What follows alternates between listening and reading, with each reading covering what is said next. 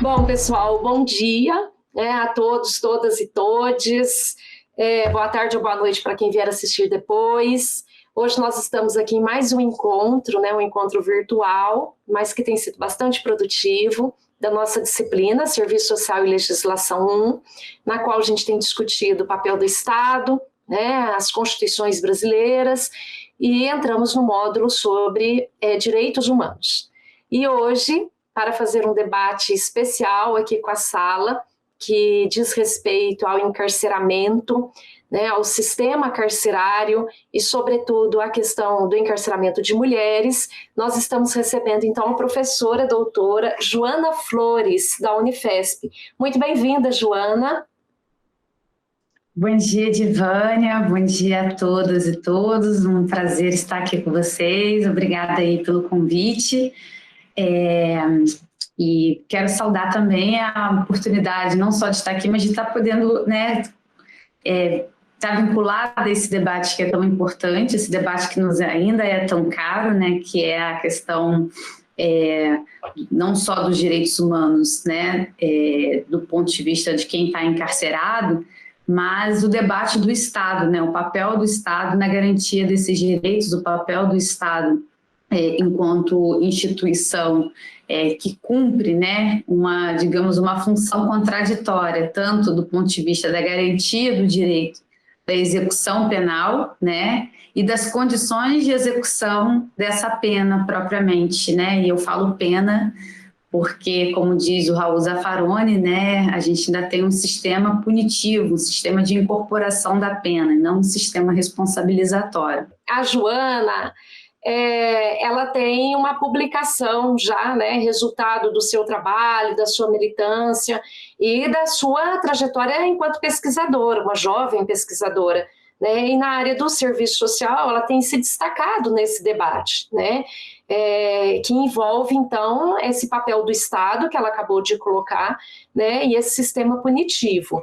Então eu acho importante destacar aqui que a Joana, Joana Flores Duarte, ela é professora no curso de Serviço Social da Unesp, da Universidade Federal de São Paulo, Unifesp, campus Baixada Santista, e ela se graduou em 2013 pela PUC do Rio Grande do Sul.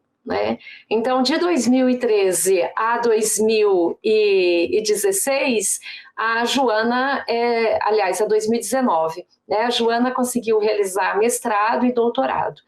Isso fruto de uma trajetória com bastante dedicação. Nós todas aqui sabemos como é difícil ter o tempo aí adequado para a pesquisa, para o estudo, e para o fechamento, no caso, o produto final, a dissertação de mestrado, que ocorreu de 2014 a 2016, e a tese de doutorado de 2016 a 2019. Ambos pela PUC do Rio Grande do Sul. A Joana pesquisou no mestrado a adolescentes do sexo feminino em medidas privativas de liberdade no Rio Grande do Sul, e a interface com a seletividade penal de gênero no sistema socioeducativo. Já no doutorado, a Joana fez a pesquisa sobre mulheres no mercado informal, e mulheres no mercado varejista, no mercado infracional, cometi um equívoco aqui, no mercado infracional e mulheres no mercado varejista de drogas. Então é um debate ainda pouco exercido na nossa categoria, mas que vem ao encontro aí de uma necessidade do exercício profissional junto a essas famílias, junto ao sistema carcerário. A gente teve inclusive uma aula aqui com a Ana Paula Souza, que é assistente social do Sistema Penitenciário Federal, e trouxe um pouco dessa experiência. Então eu acredito que hoje nós teremos um debate bastante rico, no sentido de complementar e de aprofundar e de trazer novas questões. Mas aí eu finalizo então dizendo que a Joana ela tem experiência na área da infância e juventude, com ênfase sobretudo na execução de medidas privativas de liberdade para autores e autoras de ato infracional e mulheres no mercado varejista de drogas. ela integra o grupo de violência, estudos e pesquisas sobre violência, o NEPEV, da PUC do Rio Grande do Sul, né? Também atua em pesquisas sobre violência contra a mulher na perspectiva feminista consubstancial, aí gênero, raça e classe social, né, no contexto contemporâneo, com foco para expressão rural, urbano e comunidade quilombola. Ela também integra o Laboratório de Estudos sobre Hegemonia e Contra-Hegemonia da Universidade Federal do Rio de Janeiro, UFRJ, né, e o Grupo de Trabalho Feminismos, Resistências e Emancipação del Consejo Latino-Americano de Ciências Sociais, da CLACSO, né, e atualmente é pesquisadora e colaboradora do Núcleo de Estudos do Trabalho e Gênero, da Universidade de São Paulo, né, Baixada Santista. Entre as suas publicações, eu vou destacar aqui 3 livros, Meninas e Território, Criminalização da Pobreza e Seletividade Jurídica. É um livro que saiu pela Cortez em 2018. Né? Em 2017, a Joana já havia publicado o livro Para Além dos Muros, As Experiências Sociais de Adolescentes na Prisão, Rio de Janeiro, Revan, 2017, a editora então Revan. Em 2017, ela também participou de um livro, que é uma obra coletiva organizada pela Patrícia Krieger Grossi, por ela e pelo Júnior Fonseca, que discute expressões de violência, experiências de intervenção e pesquisa em serviço social. Então, hoje nós estamos recebendo aqui uma jovem pesquisadora com uma publicação já bastante relevante, né? Então é uma contribuição, a gente fala das pesquisas, né? No caso aqui dos livros, não no sentido de colocar a pessoa num pedestal, mas de evidenciar a importância do debate que a pessoa tem feito, né? A contribuição que ela já tem oferecido aí para as ciências sociais, sobretudo para o serviço social. Então, Joana, mais uma vez agradeço a generosidade de, no meio do semestre aí, né, e desse trabalho intenso, trabalho virtual, você ter aceitado estar aqui conosco hoje. Então, muito bem-vinda, gratidão, e fique à vontade para fazer a sua exposição. Muito obrigada, Edivânia, obrigada aí pela, enfim, né, trazendo essa recente trajetória que muito me honra, né, tenho muito orgulho de ter escolhido a profissão que escolhi, né, tanto como assistente social e como docente. A gente, na verdade, tem enfrentado aí um desafio muito grande, né, em termos de pandemia, de cortes, né, de recursos na área da saúde, da educação pública no país, mas a gente tem, né, enquanto espaço de trabalho, enquanto trabalho docente, sempre a perspectiva de que estamos, né, no caminho, buscando caminhos possíveis, né, lugares possíveis, né, possibilidade de formar sujeitos críticos, né, de também nos sempre colocando na condição de quem pode se revisitar, enfim, se reconectar com o que a gente fez, revisar o que a gente fez, muito bom, né? Pela primeira vez eu escuto alguém falar o que eu produzi, então eu fiquei aqui, gostei muito. E mais uma vez, bom dia para todo mundo que está aqui, né? Para quem eu estou vendo, Ana Júlia, Rosa Lemos e todos e todas que estão aqui nessa manhã com a gente. Bueno, né? Então, depois da apresentação da Edivânia, desse percurso, né, recente que eu venho desenvolvendo em termos de pesquisa, tanto no sistema prisional, na questão territorial, né, e o debate do mercado de drogas, né, do tráfico de drogas, né, da tipificação da lei penal em tráfico e buscando, né, desmistificar o que é tratado como tráfico e apontar como mercado, né, isso foi um percurso desde o meu período de graduação. Então, eu comecei como iniciação científica nos presídios, fazendo pesquisas, né, no sistema prisional de Porto Alegre.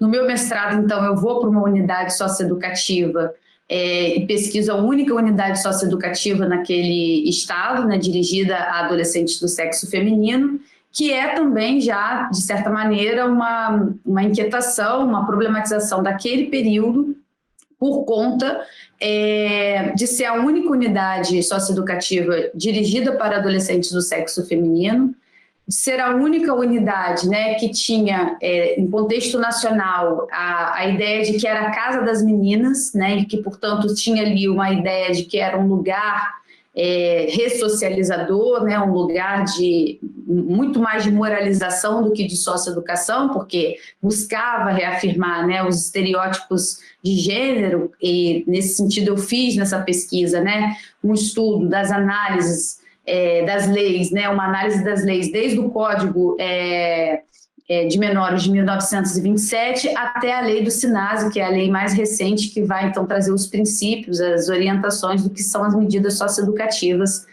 no Brasil. Então eu faço esse resgate, dali, né, tenho alguns elementos que mostram que aquela unidade, então, que eu pesquisei, ela ainda tinha traços, né, muito presentes do Código de Menores de 1927, porque ela buscava, de certa maneira, alguns elementos ainda presentes daquele período do que seria uma casa de meninas.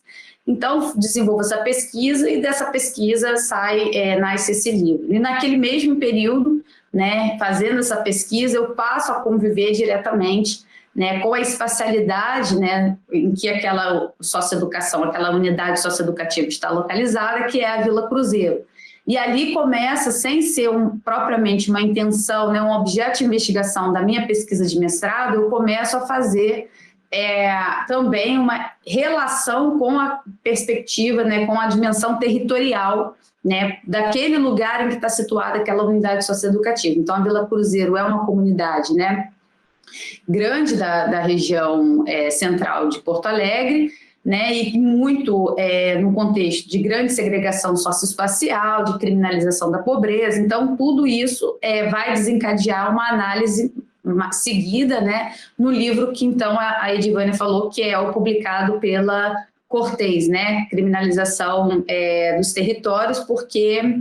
Meninas, né, e criminalização dos territórios, porque é um trabalho em que eu vou estar voltada mais para essa perspectiva territorial, né, de como que o cárcere, a prisão, ela ultrapassa essa estrutura, então, que a gente conhece, né, como estrutura carcerária, prisional, e ela também vai, por vezes, desenvolver mecanismos, né, de criminalização, de segregação e de aprisionamento do seu espaço em torno, e não necessariamente essa prisão tem que estar naquela determinada espacialidade para gerar esse processo de criminalização. Né? A criminalização ela vai ocorrer dada a formação histórica de um espaço passível de criminalização, de um espaço passível, né, de intervenção do Estado policial, né, portanto, desse Estado penal, em que ele possa colocar em prática todos os seus dispositivos de segurança. Então, ele pode colocar a operacionalidade da polícia, ele pode colocar a operacionalidade do direito penal, criminal, na medida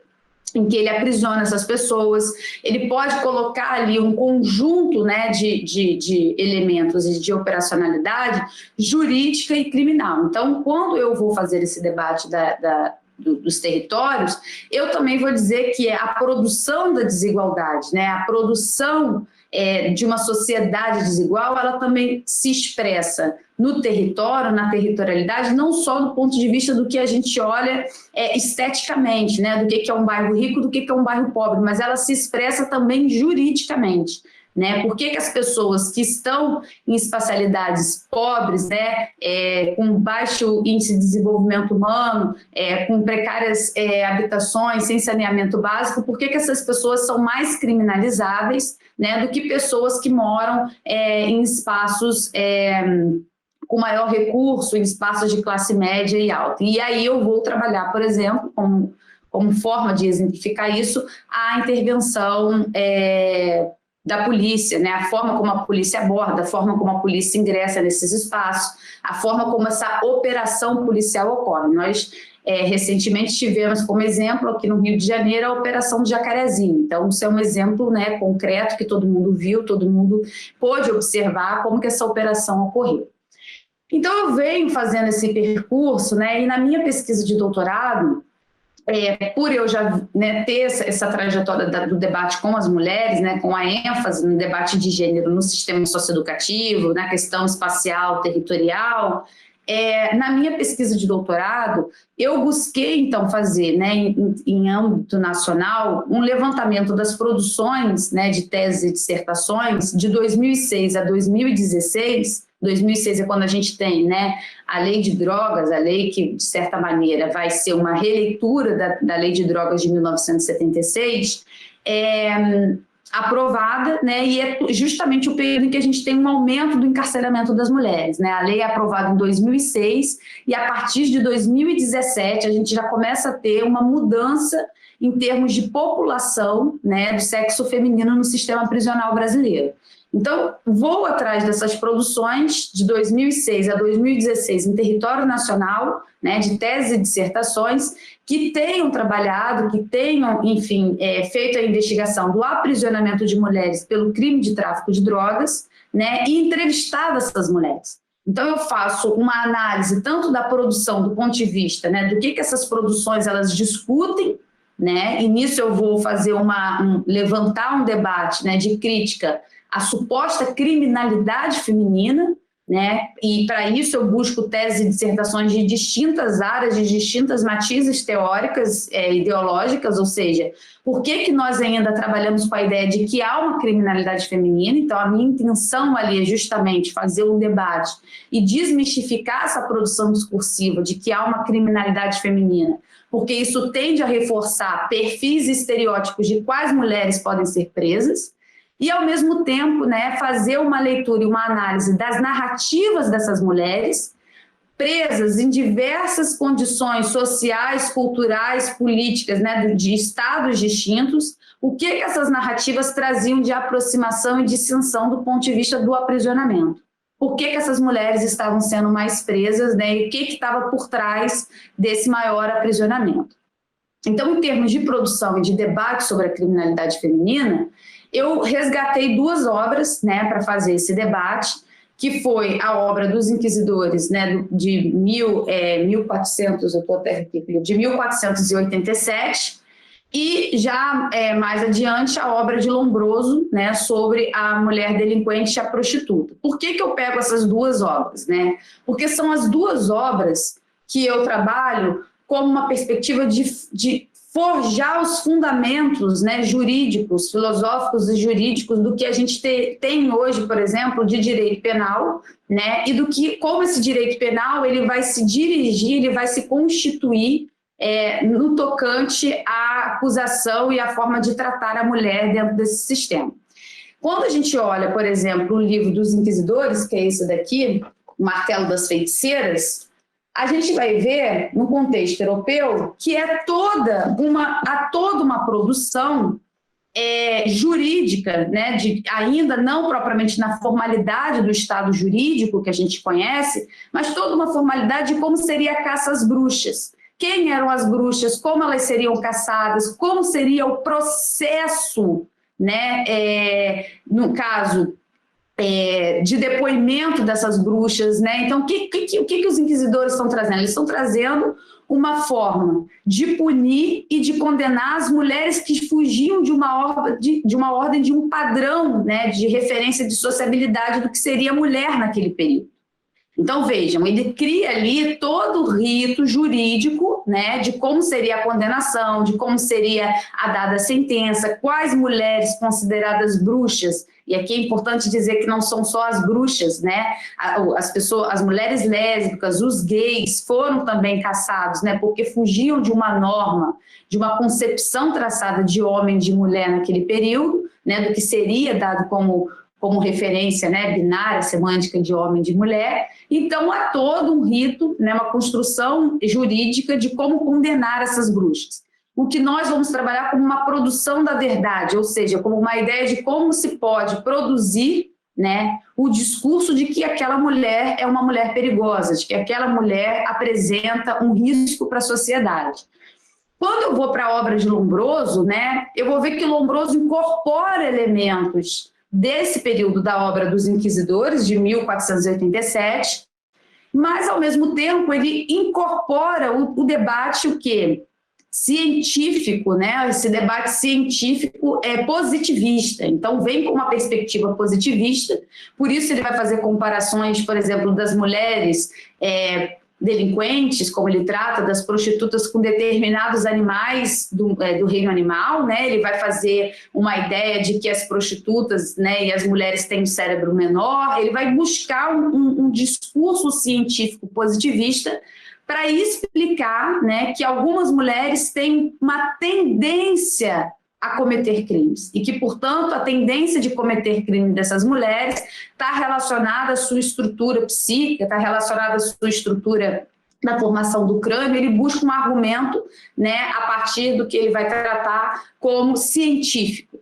Vejam só, passado esse período, né, o que eu vou analisar é que o sistema jurídico penal brasileiro, né, mesmo num contexto de mudanças, né, ao longo dos séculos e, ao mesmo tempo, dadas as especificidades, né, de países europeus, né, do contexto europeu em que essas obras foram produzidas para a realidade brasileira, eu fui buscar, né, mostrar, então, né, investigar na tese de que nós ainda incorporamos esses elementos. Quando nós vamos, por exemplo, fazer tanto o percurso dessas mulheres, ouvindo essas mulheres no processo de prisionalização, como, né, na própria forma, no rito de julgar essas mulheres quando você vai para o tribunal do júri. É um exemplo. Mas aí eu precisava fazer uma outra investigação, desmembrar uma outra investigação nesse percurso de análise, que era, e aí eu, dentro do debate de vocês, a constituição, a formação desse Estado jurídico brasileiro. E para isso não me bastava, nesse momento, apenas olhar para a Constituição Federal de 1988 e para a Lei de Execução Penal, né, de 1984. É importante falar que a Lei de Execução Penal ela é anterior à Constituição Federal, né? A gente ainda tem esse atraso do ponto de vista jurídico, né, do ponto de vista da garantia e da exigibilidade dos direitos humanos dentro de uma lei, né, que resguarda o direito, cuja ideia é de resguardar, né, e assegurar o direito à pessoa presa. Então, a gente tem uma lei que está anterior à Constituição Federal de 1988. Mas essas duas leis, elas não me davam subsídios, né, do ponto de vista de leitura de sociedade, de projeto societário em que elas foram promulgadas, para entender o aprisionamento dessas mulheres e, ao mesmo tempo, para fazer essa mediação, né, com esse debate de crítica a uma suposta criminalidade feminina. Porque, então, eu tinha um universo de teses e dissertações, né, de 12 teses e dissertações, entrevistando mulheres de áreas distintas do direito, da enfermagem, do serviço social, da psicologia, né, com perspectivas teóricas distintas, mas todas apontando em algum momento uma referência a uma criminalidade feminina. Então, para também desmistificar isso, né, e, de certa maneira, fazer a relação de que a criminalidade feminina, quando a gente fala criminalidade feminina, a gente não só reforça um suposto perfil, mas a gente tende a colocar o Estado, autorizar o Estado a aprisionar um determinado segmento de mulheres, eu fui lá na Constituição Imperial de 1830. Então, eu começo a estudar a Constituição Imperial de 1830 e vejo quem são os sujeitos que essa Constituição Imperial considera como sujeito de direitos e quem são os sujeitos que não vão aparecer como sujeitos de direito, mas sujeitos de pena. Ou seja, passível de pena e punição. E aí, né, a gente vai entender o seguinte, que na Constituição Imperial de 1830 é assegurado o direito de cidadão ao senhor dono de terras e sua família, ao homem livre. Em grande maioria, o homem livre com posse, né? 1824, isso, obrigada, Divane. E a pessoa que é escravizada, que estava em condição de escravizada, ou seja, as pessoas livres capturadas de África que vinham aqui e eram escravizadas, elas estavam na condição de pessoas não reconhecida como cidadão, porque elas eram, nesse período, peças, elas eram mercadorias, isso é importante a gente frisar, né? Nesse período ainda não existia tráfico, ainda não era considerado tráfico, porque o tráfico só foi instaurado depois que o mercado, né, de venda de pessoas foi proibido. Então, nesse período, elas eram mercadorias, explicitamente mercadorias. Elas não eram, então, portanto, reconhecidas como sujeitos, mas elas eram tratadas na hora, por exemplo, em que o seu senhor, em que o dono, né, daquela mercadoria cometesse alguma infração penal, alguma coisa do tipo, ele poderia responder penalmente por aquela infração do seu senhor. Então, a gente já começa a ver aqui na história, né, na formação social histórica brasileira, já uma definição de quem é sujeito de direito, de quem é aquele sujeito que vai ficar fora dessa concepção de direito. Isso vai ser reforçado com o Código Criminal de 1830 e depois em 1834, 35, né, pós-revoltas escravas. O que eu faço isso? Porque em todos esses processos a gente vai ver o surgimento da prisão no Brasil, né, a primeira prisão aqui no Rio de Janeiro, na Fricaneca. A gente vai começar a ver uma estrutura jurídica penal desse Estado, ainda no período imperial, né, voltada para uma forma de contenção, né, uma forma de contenção, criminalização e estruturação dessa parte jurídica desse Estado que vai se formando, para então conter não só do ponto de vista das revoltas, né, e das movimentações das pessoas escravizadas que buscavam, né, pela via das revoltas, né, combater a escravidão, mas sobretudo como uma forma de operacionalizar mesmo essa estrutura jurídica e de como isso poderia ser posto em prática. Então, eu vou e faço essa leitura e vejo que as mulheres escravizadas, elas já naquele período, né, pelo arquivo da Biblioteca Nacional, elas já eram aprisionadas, porque as mulheres naquele período desempenhavam atividade que era considerada como atividade ilícita, atividade de tabuleiras, ou seja, elas produziam alimentos, né, e vendiam esses alimentos de forma informal, né, ilícita, perdão, de forma ilícita, considerada ilícita, vendiam esses alimentos, verduras, legumes, e com a venda desses legumes elas criavam pequenas associações e compravam alforrias, né, no caso coletivamente elas se organizavam e davam, né, uma organização de comprar alforria de uma companheira. Então isso passou a ser visto como uma forma de ameaça, né, para os donos, né, no caso dos donos senhores de terra, para a sociedade, e essas mulheres então são as primeiras a serem aprisionadas e, portanto, as primeiras a usarem esse espaço dito prisional, né. Já no período dos anos de 1920, 1930, a gente começa a ter o desenho da prisão como um espaço de moralização e de reeducação dessas mulheres. Então, já há uma mudança na concepção do que seria a prisão e da ordem, né, da ideia do que seria o papel dessa prisão.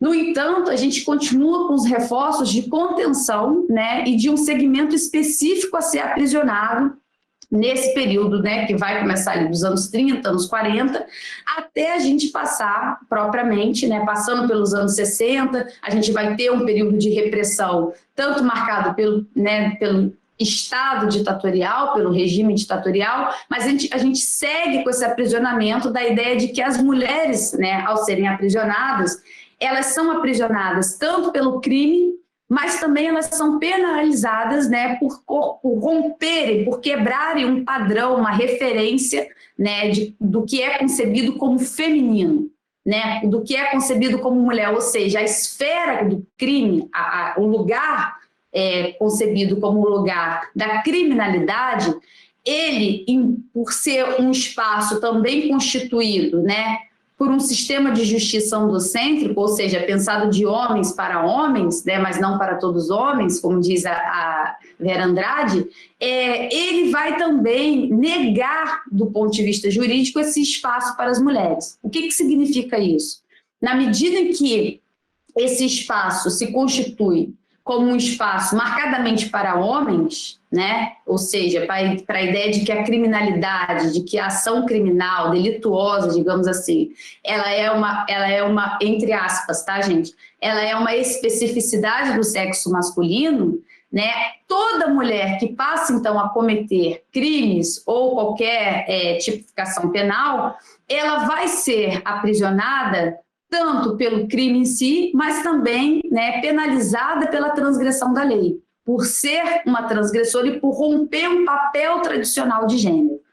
Isso vai se constituir na nossa história, isso vai se formatar na nossa história, mas a partir de 2016, com a lei de drogas, a gente vai ter, de certa maneira, essa vertente, esse discurso, né, essa produção discursiva e, portanto, essa ideia de criminalidade feminina, ou seja, há uma criminalidade feminina porque há uma tendência de algumas mulheres transgredirem um papel de gênero, transgredirem um papel socialmente concebido para a mulher. A criminalidade feminina, o discurso, né, de criminalidade feminina vai se sustentar nessa premissa, de que, bom, algumas mulheres têm um comportamento desviante, né, muito nessa teoria do desvio. Algumas mulheres tendem a cometer determinados delitos. Quando a gente está falando que há uma suposta criminalidade feminina e uma suposta tendência de criminalização, de criminalidade, nós, com a melhor das intenções, quando eu falo nós, né, quem ainda busca esse recurso, retomamos esses fundamentos históricos, tanto dos inquisidores como de Lombroso, porque a gente nega a estrutura da desigualdade, a gente nega a estrutura de ruptura de um papel tradicional de gênero para reafirmar essas premissas como se elas fossem, né, as que sustentassem a transgressão dessa mulher. Isso vai ser posto em xeque a partir de 2016 com o aumento do aprisionamento de mulheres no Brasil na tipificação do crime de tráfico de drogas.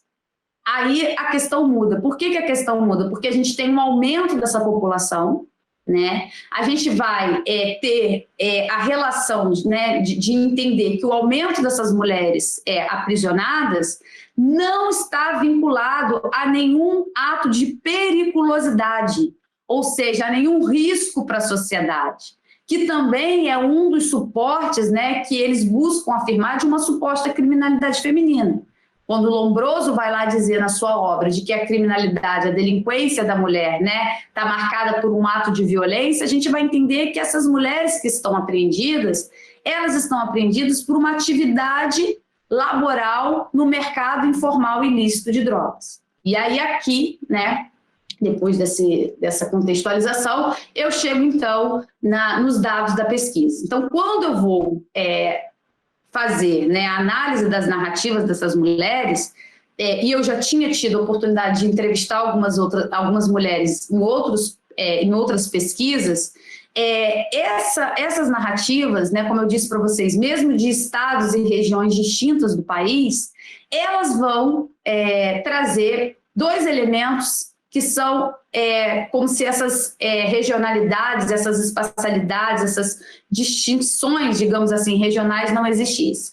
A primeira é que essas mulheres, das mais, né, dessas entrevistadas nessas produções, elas todas, antes do aprisionamento, trabalhavam, né, tinham trabalhado na condição de empregadas domésticas, trabalhadoras domésticas, portanto, informais, mas na condição lícita. Então, eram trabalhadoras domésticas. E o segundo ponto, né, é que todas essas mulheres narram o ingresso no mercado de drogas por uma possibilidade de manutenção da sua condição de vida. Ou seja, eu passo, então, a trabalhar com a perspectiva de que essas mulheres, a demanda delas também muda, né, de uma certa produção, de um certo discurso, de que essas mulheres ingressam ou ingressavam no mercado de drogas por serem acompanhantes, por serem mulheres do patrão, né, ou por estarem buscando socialização com signos do poder, né, por estarem se empoderando, né. Isso também foi um recurso de dizer que as mulheres, ao ingressarem no mercado de drogas, elas estavam se empoderando, porque elas estavam ocupando um espaço historicamente dirigido para os homens. Então, eu busco desmistificar essas duas teses, porque, primeiro, né, a ideia de empoderamento dessas mulheres parte de análises que ficam centradas apenas nas suas experiências de vida e não fazem em nenhum momento uma relação com o que esse mercado movimenta do ponto de vista do que ele acumula de riqueza e do que essas mulheres ganham. E eu já vou falar sobre isso. E a outra questão é de que essas mulheres narram seu ingresso não relacionado como uma dimensão afetiva, ou seja, ela não ingressou porque o marido foi preso e ela assumiu o lugar do marido, ou porque ela acompanhou o marido. Elas narram porque elas ingressaram exclusivamente para a manutenção da sua condição de vida e da sua família, de manutenção da família. Então, desse ponto, a gente já começa a desmistificar a ideia tanto de uma suposta tendência de uma criminalidade feminina, porque essas mulheres já estão nos dizendo, né, que o que marca a sua demanda, o que marca o seu ingresso no mercado de drogas, parte de uma condição material de sobrevivência, né, de uma necessidade material, e, ao mesmo tempo, desmistifica essa ideia de que há um suposto poder e empoderamento dessas mulheres. Porque a gente vai, então, fazer uma investigação não centrada apenas nessas narrativas, né, e a partir das histórias dela, mas situar o que é esse mercado de drogas. Ao situar esse mercado de drogas, a gente vai entender que o que ele movimenta e o que ele produz a nível global compreende, né, não só do ponto de vista de uma grande forma de produção e acumulação de riqueza, mas é benéfico nesse sentido a forma como ele vem se estruturando na sua ilegalidade. Porque na medida em que ele não é regulado, na medida em que ele não é um mercado formal, lícito, com intervenção do Estado regulando, o Estado se isenta dessa regulação e, ao mesmo tempo, atua, como o Zaffaroni vai falar, como Estado policial. Então, essas mulheres, elas nunca são tratadas como trabalhadoras informais do mercado de drogas, elas são tratadas como traficantes. Quando você vai ver quem é que trafica, né? Quem é que é tipificado como traficante, qual a quantidade de drogas que sai do país, a gente vai ver que essa conta não fecha. Essas mulheres são apreendidas, em média, com gramas, né, e no máximo com poucos quilos de drogas. E o Brasil tem, em média, né, sai em média do Brasil, dos portos de Santos e de Paranaguá, no Paraná, a gente tem médias de toneladas saindo, né? O último levantamento da Polícia Federal de 2019, a estimativa era de que a apreensão seria com cerca de 100 toneladas de cocaína. A gente já superou, né, esse dado. Quando a gente vai olhar o número de consumidores de drogas no mundo, a gente vai ver que passa dos 270 milhões. Então, nós não estamos falando, né, de um mercado que não tenha consumo, e nós não estamos falando de um mercado que nasceu ontem. Né? Eu não vou entrar aqui propriamente na história do mercado das drogas, mas o que eu quero dizer é que esse mercado ele cresceu de uma forma, se expandiu de uma forma tão agressiva nos últimos anos e globalmente, sobretudo, né, da parte de produção dos países que produzem e exportam, dos países periféricos, né, no caso Brasil, Bolívia, México e Colômbia, e que precisou e demandou da incorporação da força de trabalho dessas mulheres. Então, quando a gente vai ler a história de vida dessas mulheres, né, dessas mais de 37 mil mulheres que estão presas hoje, né, no sistema prisional brasileiro, mais de 60% delas estão pelo crime de tráfico de drogas. Né? Então, a gente está falando de mulheres que são apreendidas e tipificadas na lei de drogas. Quando você vai ler, entrevistar e olhar as histórias de vida dessas mulheres, sobretudo dessa pesquisa que eu fiz, nós vamos entender que há uma mudança também geracional no mercado, no ingresso nesse mercado. O que eu quero dizer com isso? Do período anterior à lei de drogas, o que é a lei de drogas? A lei de drogas ela aumenta, né, digamos assim, o caráter punitivo e criminalizatório do Estado em relação à apreensão. Então, ele não só aumenta o tempo de prisão, né, da pessoa, mas ela cria mais mecanismos, né, de aprisionar e de criar ali, juridicamente, um recurso seletivo, né, por isso a gente vai dizer que é seletivo e não tem parâmetro, porque uma pessoa que tem 30 gramas e que mora numa determinada espacialidade não vai ser tipificada como traficante. Agora, uma pessoa que está com 30 gramas de cocaína e está numa espacialidade periférica em que o Estado tem autorização para fazer a sua intervenção policial, né, essas abordagens que a gente já está saturado de ver, a gente vai entender que essa pessoa vai ser tipificada como traficante. Então, quando a gente entrevista essas mulheres, o que elas nos narram, né?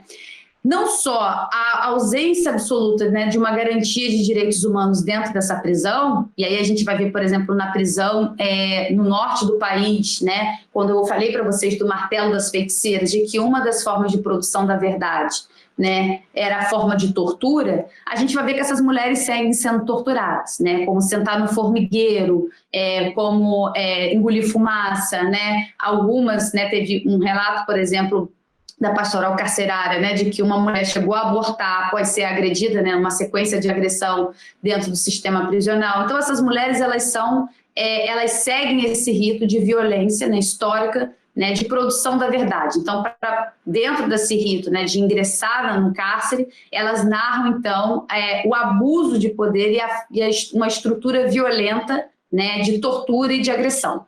A outra questão é a improvisação desse sistema. Né? O que é esse sistema para as mulheres?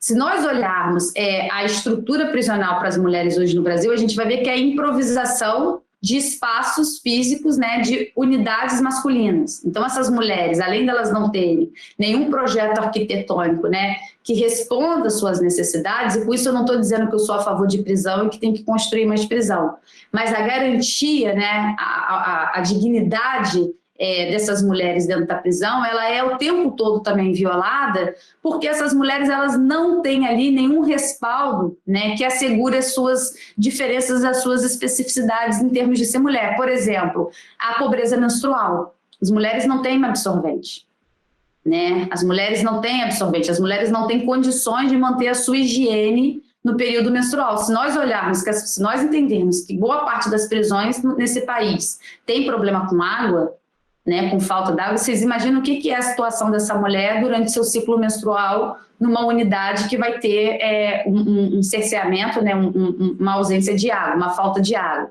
A outra questão, né, que essas mulheres vão narrar é a impossibilidade, né, delas mesmas, né, fazerem todo o seu trâmite, de ter alguém que faça o seu trâmite jurídico. Quando um homem é preso, por exemplo, ele tem a mãe, a mulher, a prima, que vai fazer o que eles chamam de corre jurídico, aquela pessoa que vai atrás do advogado, que vai atrás do promotor, que vai buscar resolver a questão jurídica dele no sistema prisional, ou seja, ver o processo penal dele. No caso das mulheres, elas vivem um verdadeiro abandono. O que é o abandono? E aqui eu quero explicar um pouco sobre isso. O abandono, primeiro, é que essas mulheres, quando elas têm companheiros, esses companheiros, na grande maioria, somem, tá? Eles somem do mapa. E aí ela vai ter a referência, né, as que têm vínculo, né, com a família, vai ter a referência da mãe, de uma tia, de uma avó. Só que essas mulheres, né, também, mais de 45% delas são mães. Então, alguém tem que prover os cuidados dos seus filhos. E essas prisões femininas, elas estão, na grande maioria, centradas nas regiões, né, nas capitais do país. E nós estamos falando de mulheres que estão a 300, 400 quilômetros de distância da capital.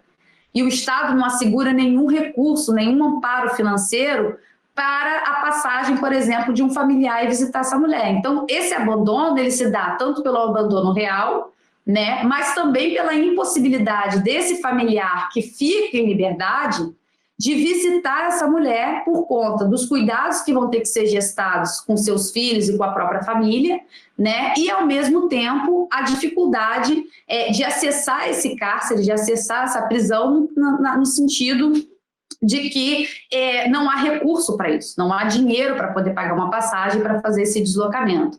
Então, se um homem e uma mulher que são presos na mesma tipificação penal, a mulher chega a ficar 5 anos a mais no cárcere. E isso é um dado tão sério que, se nós pegarmos aqui o último dado do Infopem, né, das mais de 37 mil mulheres presas, né, das mais de 37 mil mulheres presas, né, 36% delas estão ainda sem condenação. O que isso significa? Esse dado é um dado muito alto, porque nós estamos falando de mulheres que estão presas e que sequer foram condenadas, sequer tiveram a sua sentença definida, né? Então, o que disso, né, a gente tem que tomar como referência? Que o aprisionamento dessas mulheres, ele se dá exclusivamente por uma face penal do Estado, né, e por uma forma de aumento desse controle penal, porque essas mulheres não apresentam risco para a sociedade. O que a gente fala de risco de sociedade? Né? O crime associado à periculosidade. Se nós estamos trabalhando com a afirmação de que o tráfico, né, que elas são tipificadas como traficantes, na verdade elas são varejistas, elas atuam no mercado informal ilícito de drogas, como atividade laboral de mula, cozinheira, eu vou falar rapidamente sobre isso, elas não apresentam risco para a sociedade. E na medida em que elas são aprisionadas, aumenta e tem um aprofundamento da desigualdade dessas famílias, que até então tinham essa renda dessa mulher, né, na condição varejista no mercado informal de drogas. Então, há uma queda da renda dessa família e há uma desproteção absoluta dessa família por parte do Estado. Então, o que a gente tem é um maior, digamos assim, uma maior vulnerabilidade não só dessa mulher aprisionada, mas do seu entorno, da sua família.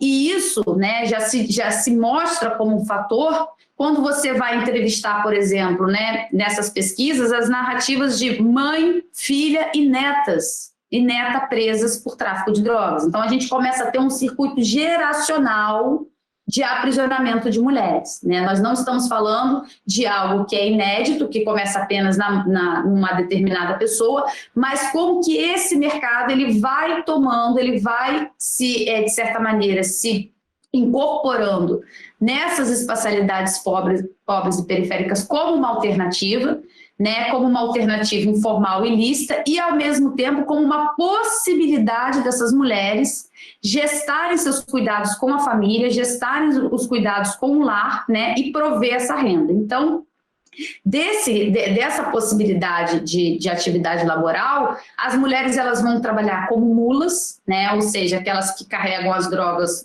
nas partes íntimas ou engolem, né, como cozinheiras e como que elas chamam de vendedora jequiti.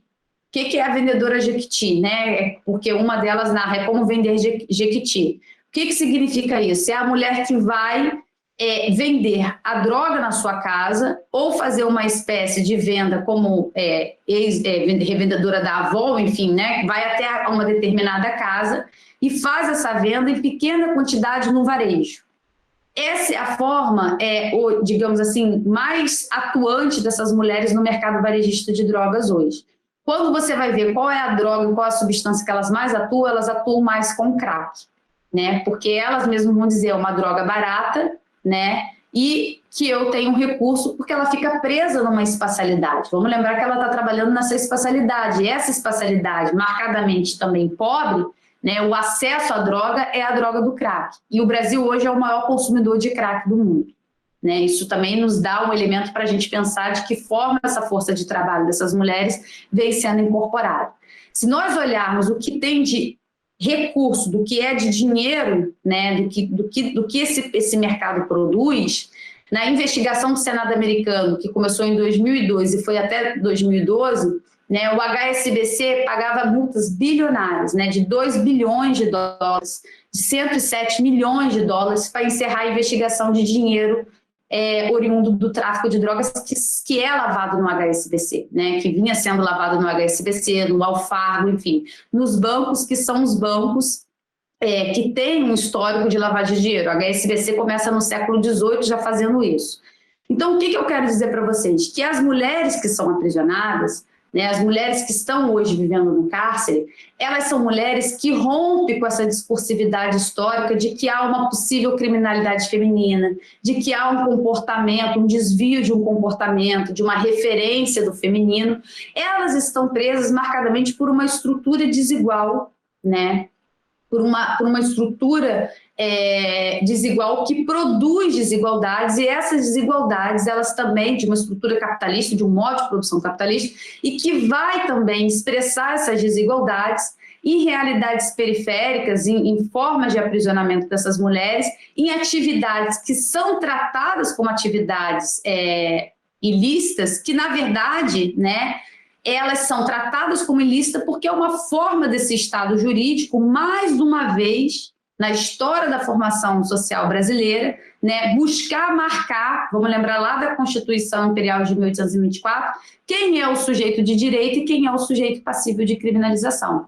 Então, quando eu vou e pego e faço essas análises das constituições, o que eu chego do ponto de vista, né, da Constituição Federal de 1978 é a lacuna que a gente ainda tem de reconhecer a necessidade não só dos direitos das pessoas presas, né, mas de avançarmos hoje, né, passados aí mais de 30 anos da Constituição, do reconhecimento, né, desse mercado, né, do que se a gente fala por tráfico de drogas, dessas pessoas apreendidas hoje como traficantes que estão nos cárceres, enchendo os cárceres, né, como trabalhadores informais. Né, a degradação do mundo do trabalho, a ausência do trabalho regulado, a ausência dos direitos sociais, a ausência do que está previsto na Constituição, né, como um marco civilizatório, como um marco de cidadania, como acesso à educação, à saúde, à habitação, ao trabalho formal, né, ao trabalho regulado. A destituição desses direitos tem aumentado de forma bárbara o aumento do aprisionamento de pessoas nessas atividades dadas como ilícitas, que, na verdade, cumprem um papel, né, subterrâneo, de um mercado subterrâneo, que é o mercado de drogas. E aí, para finalizar, porque eu quero ouvir vocês, eu já falei demais, o que a gente precisa pensar em termos dessas mulheres? É desmistificar tanto essa barreira, né, de um discurso de que há um desvio, portanto, comportamental, né, romper com esse discurso de que as mulheres que estão aprisionadas, elas têm, de certa maneira, um desvio de comportamento. Isso ainda é muito presente, né, uma ideia de que essas mulheres têm uma tendência à criminalização, a praticar crimes, perdão. E a outra questão que eu acho muito importante para a gente também fazer essa mediação é romper com esse discurso de que as mulheres, ao ingressarem nesse mercado de drogas, elas assumem uma face de autonomia e de empoderamento. Eu falo isso porque a Edivânia começou falando do meu currículo. Isso é uma coisa que eu coloco lá na minha dissertação, no meu livro, né, do meu mestrado. Quando eu vejo as adolescentes, na medida socioeducativa, falando do poder, que ela conseguiu o dinheiro dela, eu trabalhei essa ideia do empoderamento, né, a ideia de que, olha, elas estão aí, né, se nós falamos de que nós mulheres, né, no espaço formal e ilícito de trabalho, buscamos autonomia, buscamos ocupar os espaços de trabalho, estamos aqui nos formando, né, estudando, eu trabalhei com a ideia de que por que então não essas mulheres e essas jovens dentro do mercado de drogas não podem buscar esse espaço? De fato é isso mesmo, elas buscam esse espaço.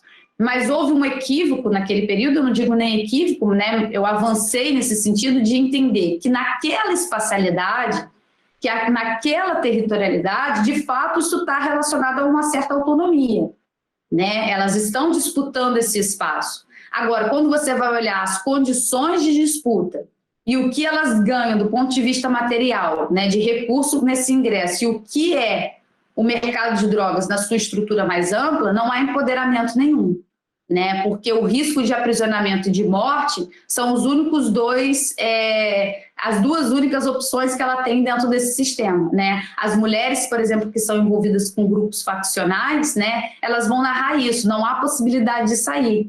Eu vou sair do cárcere e eu vou voltar de novo para a mesma atividade que eu fazia, porque se eu entrei na facção, eu não consigo sair.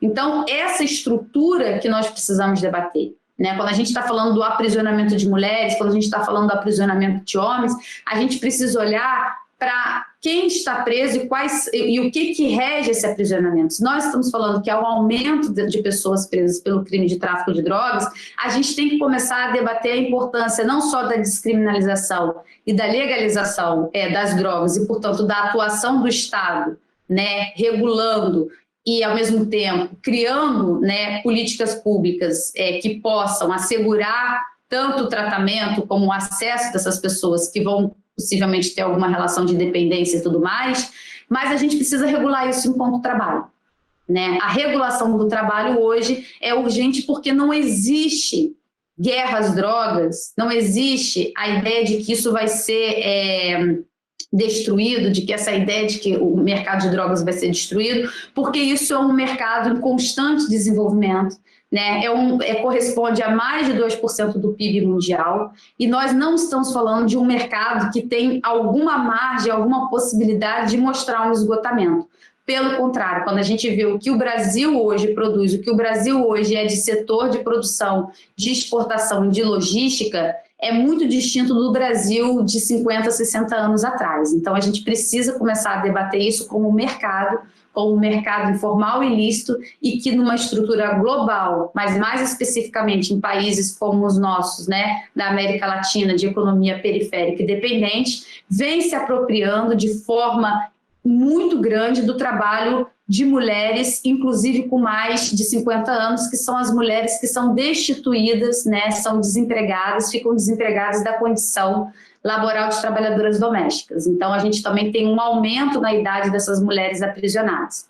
Então, é isso, eu vou ouvir vocês agora, porque a gente sempre tem perguntas, tem questões, para também eu não me estender muito. Muito obrigada, Edivânia, todo mundo aí.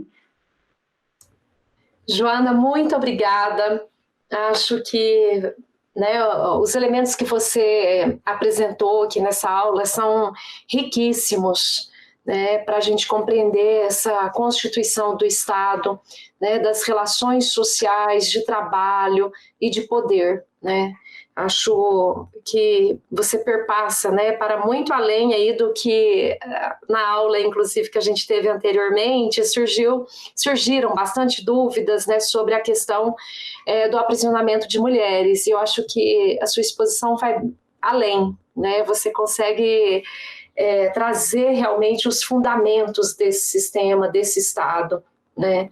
E então eu vou abrir para o pessoal, imagino que todo mundo aqui queira conversar com você, dialogar, né? Mas muito obrigada e parabéns, Joana, pela exposição, pelo trabalho que você vem desenvolvendo, né? De pesquisa, reflexão extremamente importante, tá? Obrigada.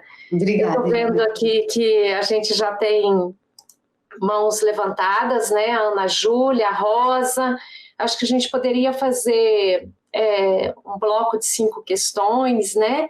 Então, se mais alguém também quiser levantar a mão, abrir o microfone, fica à vontade.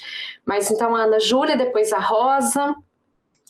Tá, então primeiro eu queria falar obrigada, inclusive porque foi muito boa a aula, e o nosso trabalho que vai fazer eu, a Letícia, a Rosa e o Ramon é sobre direitos humanos e cárcere, e tem a parte específica que é sobre cárcere feminino, e então está sendo muito rico para a gente fazer parte dessa aula.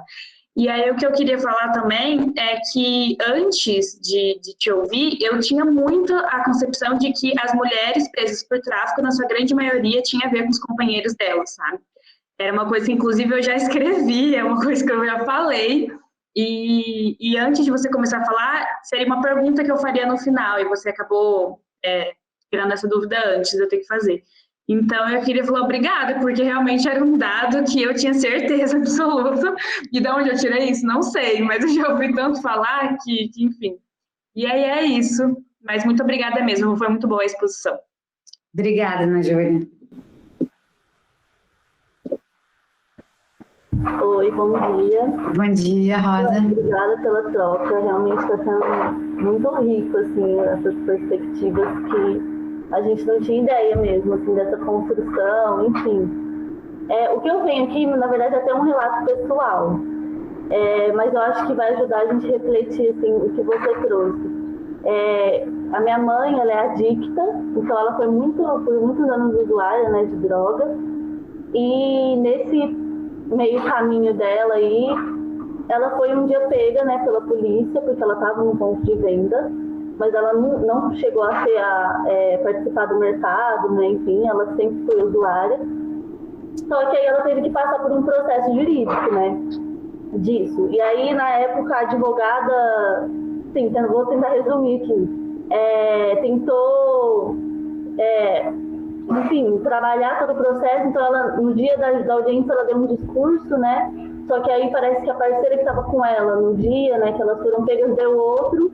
Então, deu como falso testemunho, né? Então, ela acabou sendo condenada por isso.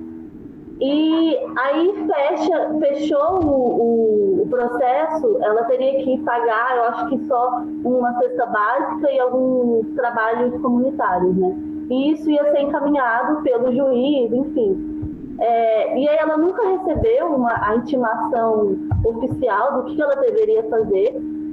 E aí, nesse meio caminho também, ela mudou de casa, enfim. Passou os anos, ano passado, no meio da pandemia, como ela não tinha executado, né, o trabalho comunitário, enfim, pago essa pena, o juiz aqui de Franca, que pelo que eu entendi, ele já tem um histórico moralista, que, enfim, faz muita coisa errada aqui em Franca. Ele condena ela para prisão no meio de uma pandemia, ela com 50 anos.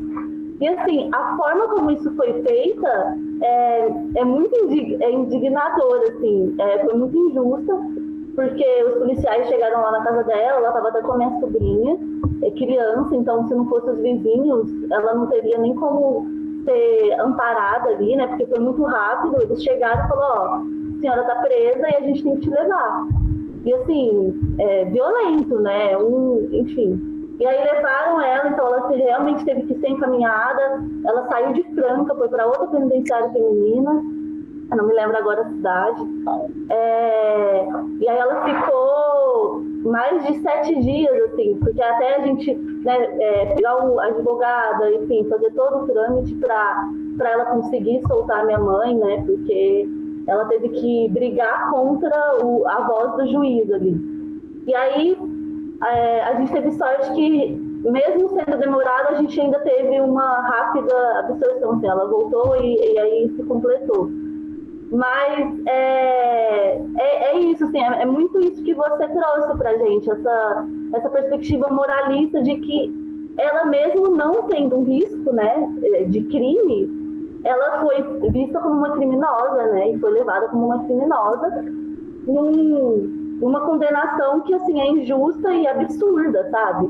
Então, enfim, é isso que eu trouxe mais como uma reflexão. Eu acho que a sua pesquisa vem muito para complementar, sabe, essa visão que a gente tem mesmo da mulher, como ela é presa, enfim, aqui na nossa sociedade. A Karen também está inscrita, né? Bom dia, gente. Tá dando para me ouvir bem? Sim. Ah, perfeito, obrigada. Eu queria agradecer também pela exposição, é muito gratificante. É um tema que eu me interesso muito, que provavelmente eu vou me aprofundar melhor e também pode ser um tema de uma futura pesquisa minha, alguma coisa do gênero. E no meio desses estudos meus, que eu procuro algumas matérias, algo que sempre tocou muito em relação às mulheres, né, em cárcere, falando que o cárcere ele é um lugar todo errado, vamos assim dizer, né? Muita coisa absurda que acontece, esse viés punitivista que não deveria ser assim, mas algo que eu sempre li, né, nesses artigos, nessas matérias, que é algo que me toca muito, é sobre os relatos de abandono das mulheres presas, né, nessa situação de cárcere. Que se elas não recebem visitas de familiares, enfim, amigos, elas não têm acesso a alimento, a kit de higiene, elas não têm uma companhia, e isso é muito desumano, né?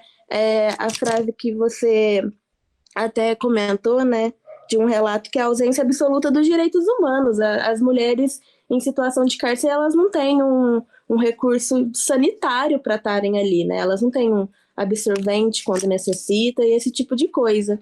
E esse relato me pega muito quando eu li sobre esse abandono que acontece, né?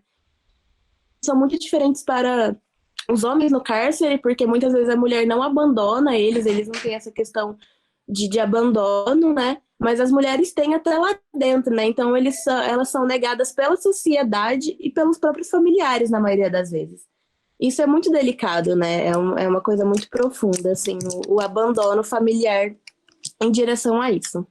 Mas era só isso também, e um ponto que eu sempre me indigno muito.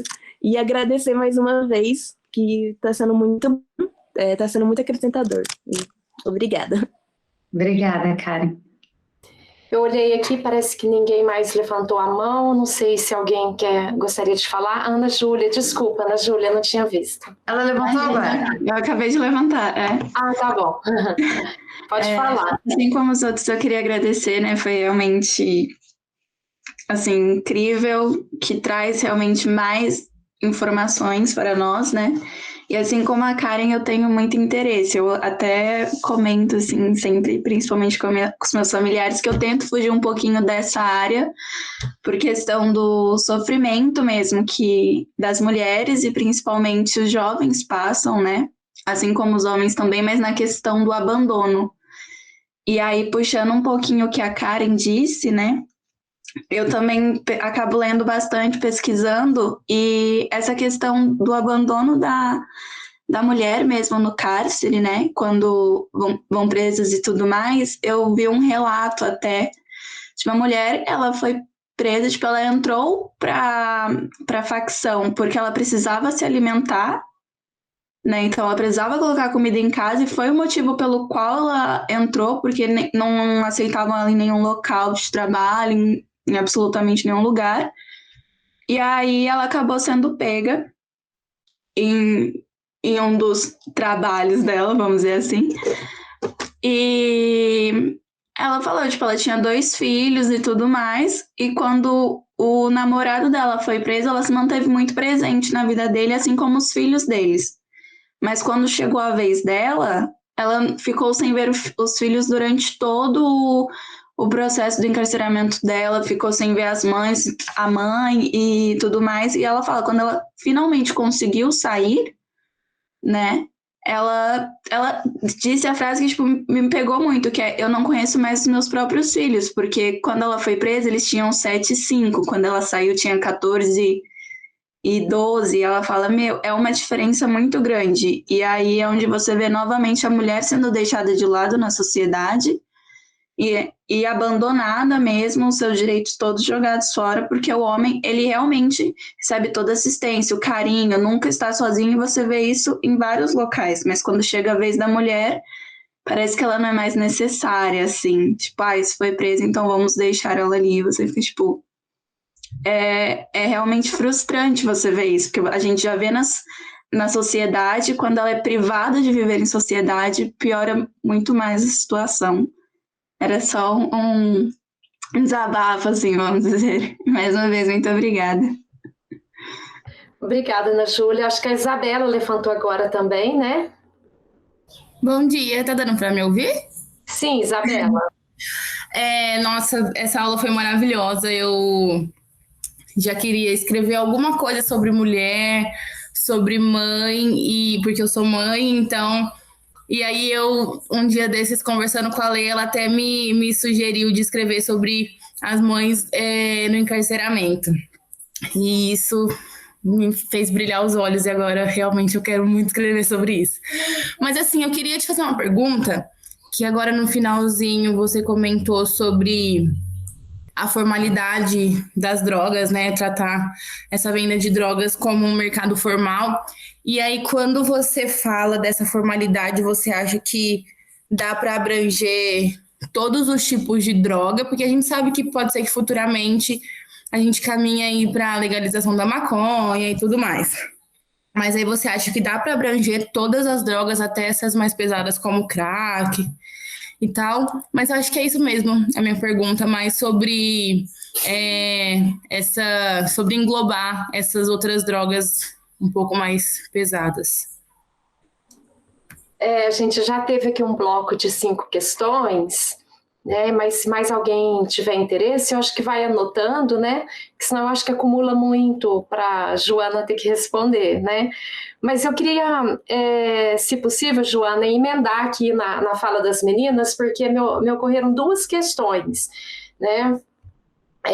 Inclusive na hora que a Ana Júlia estava colocando, né, eu fiquei pensando naquela situação que teve, eu não sei se foi 2016, na época da Lava Jato, né, porque o governo atual acabou com a Lava Jato, ele se elegeu em nome da Lava Jato e depois ele acabou. Não estou defendendo a Lava Jato, só estou dizendo que o Bolsonaro acabou com a Lava Jato, né? Mas naquele momento a gente teve a mulher de um governador, Adriana Anselmo, né, que teria que cumprir pena, né, e ela foi liberada, né, porque ela tinha uma filha, não sei, menor de 12 anos de idade, né, e a gente sabe que isso não é respeitado para a grande maioria das mulheres. Então, eu queria que você comentasse isso. E na fala da Rosa, de fato, a gente fica assim, com nó na garganta, né? Porque é muita injustiça, muita. Esse juiz aqui de Franca, ele também é juiz da Vara da Infância e da Juventude, né? Então, é bastante complicado isso. E a atuação dele é muito no sentido punitivista.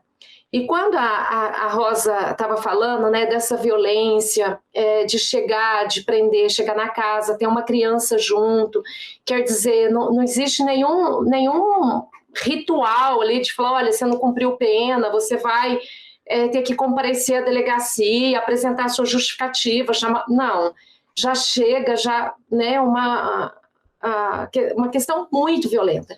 E aí, de fato, é um processo que você já tinha citado, né, que comparece junto com essa ideologia punitivista. E quando a gente teve agora o massacre de Jacarezinho, que é um dos maiores da história, onde 29 pessoas morreram, né, acho que é importante falar nos números, são quase 3 dezenas, um deles é policial, por um acaso, mas 28 são pessoas ali, jovens, negros, na grande maioria, ali daquela comunidade. Né? E não havia realmente a intenção de acabar com drogas ou de proteger a criança e adolescente do possível vínculo com tráfico, até porque não foi oferecida nenhuma outra política além da bala. Né?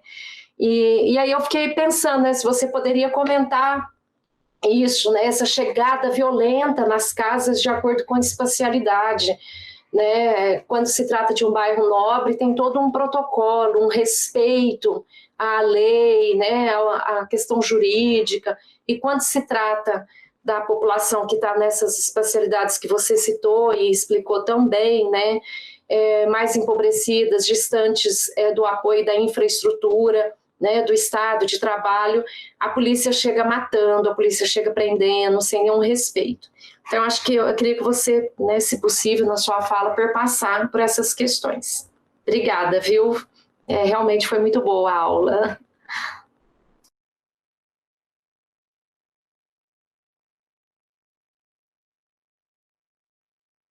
Seu microfone está mutado, Joana. Obrigada.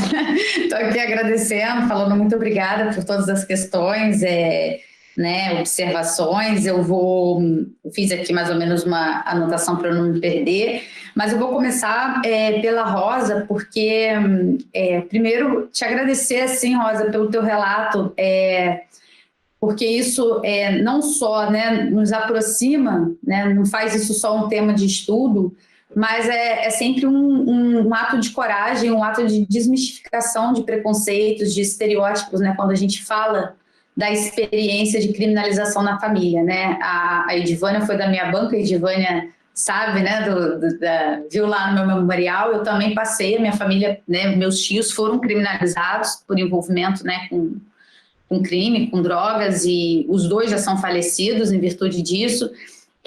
Mas do quanto para a gente, por isso que eu fico emocionada e me honra te ouvir, porque do quanto isso é também uma barreira a ser vencida por nós, né, quando a gente fala sobre isso, né, porque a gente busca justamente quebrar essa moralidade, né, no sentido das mulheres isso é mais forte, porque eu vou tentar ser breve, não vou me estender muito nisso, mas eu lembro que quando os meus tios foram aprisionados, né, havia a ideia de que a mulher do meu tio, né, eu falo a mulher do meu tio porque meu tio era irmão da minha mãe, como se o meu tio tivesse começado a atividade, né, criminal, ingressado na criminalidade, eu não gosto dessa palavra criminalidade, mas em condutas ilícitas, por conta da minha tia. Então, haviam esses discursos, né, de que, olha... E aí eu fui depois, como pesquisadora, acompanhar o tribunal do júri, né, da condenação de mulheres, era a isca da morte, essa meretriz, né, todo tipo de discurso, né, de forma discursiva,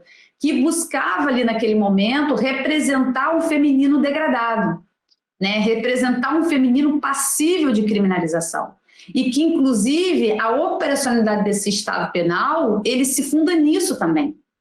Né? Por isso, a ideia de que quando a mulher é presa, né, de quando o aprisionamento da mulher ocorre, aí, já emendando com a pergunta de quem falou da família, elas são triplamente penalizadas. Quando a gente fala que as mulheres são triplamente penalizadas, a gente está falando que ela é penalizada pelo ato em si, ou seja, pela conduta, pela tipificação que está ali, que o homem também é, mas ela é pelo gênero, né? Ou seja, pela questão de ser mulher, né?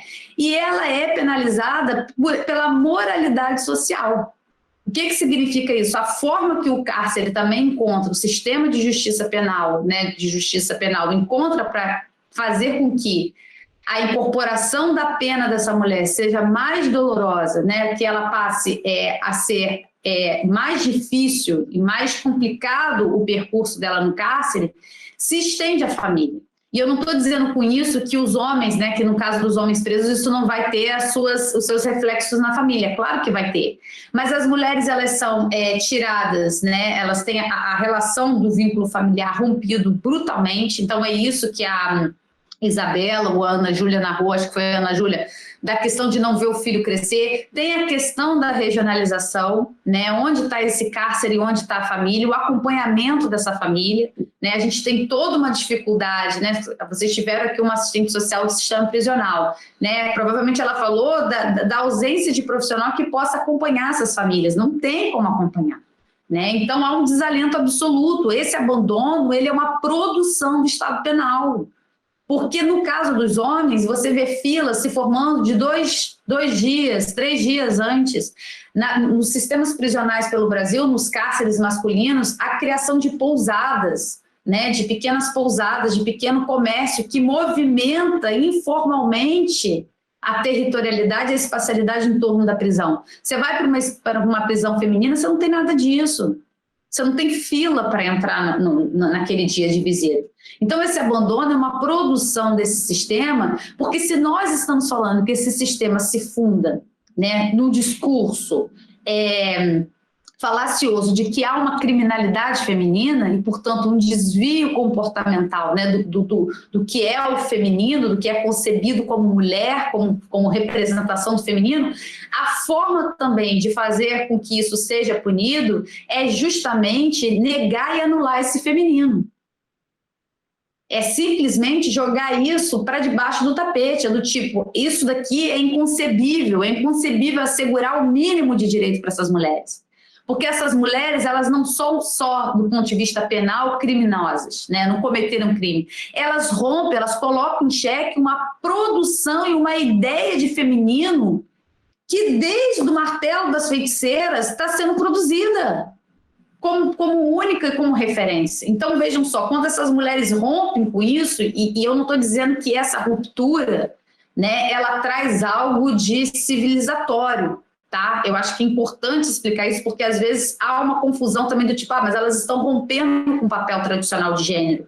Elas rompem em certa medida, mas o próprio ingresso dela, né, na ação criminalizável, né, não está resguardada por um desejo dessa mulher em romper o papel de gênero, está marcado pela necessidade material e objetiva da sua vida.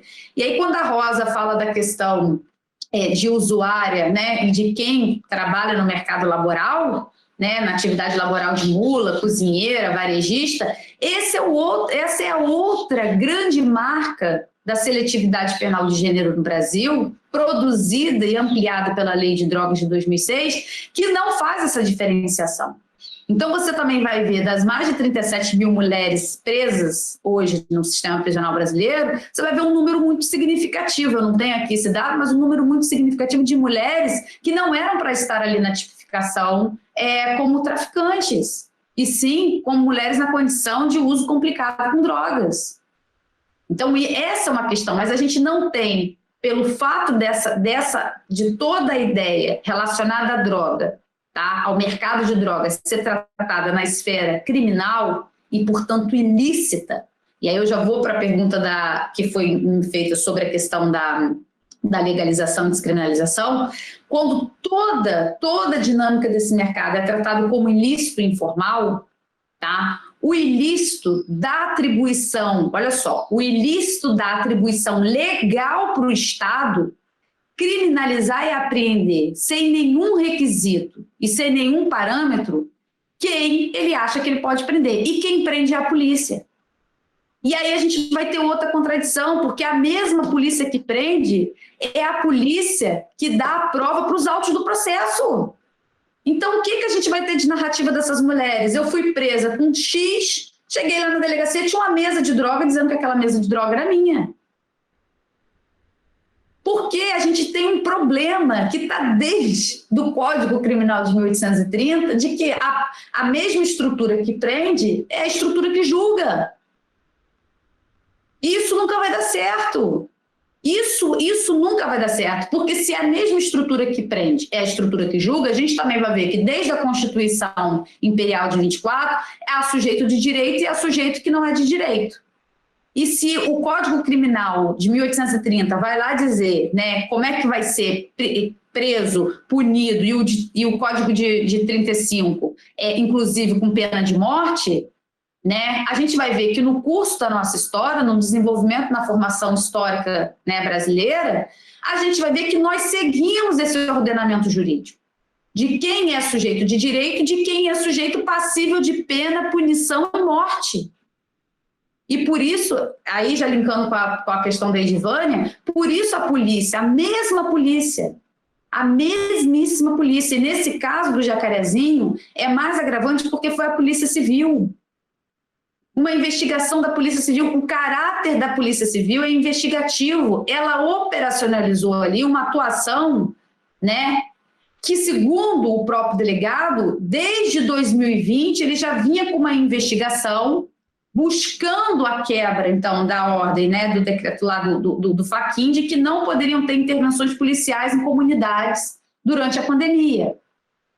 O que o delegado da Polícia Civil do Rio de Janeiro fez? Ele produziu um relatório no ano passado, encaminhou esse relatório buscando justificar a importância dessa intervenção.